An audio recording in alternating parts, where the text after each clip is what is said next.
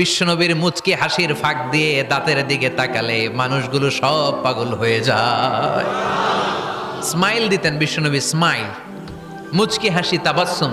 বিশ্বনবীর মুচকি হাসি দেখলে মানুষ পাগল হয়ে যেত, পাগল পাড়া হয়ে যেত। তারা বলে না না, এ মহামানব তো কখনো পাগল হতে পারে না। আবার মিলাতে লাগলো আবু জাহেলের কর্মীরা বলেছিল এটা নাকি বড় জাদুকর, কিন্তু তারা বলে না না, এই অসাধারণ লোকটা জাদুকরও হতে পারে না, সে তো কোনো মন্ত্র পড়ে না। জাদু করার জন্য মন্ত্র পড়ার দরকার আছে না নাই? বিষ্ণুনবী কি মন্ত্র পড়তো? বিষ্ণুনবী কি পড়ে শোনাতো? চিল্লায় বলেন, কি পড়ে শোনাতো? কোরআন শোনাতো। এত সুন্দর কণ্ঠ ছিল বিশ্বনবীর, পাগল হয়ে যেত মানুষ শুনতে শুনতে, পাগল পাড়া হয়ে যেত, বিমুগ্ধ হয়ে যেত। তারা সবাই বলতে আরম্ভ করলো, আবু জাহেল তুমি মিথ্যাবাদী। তবে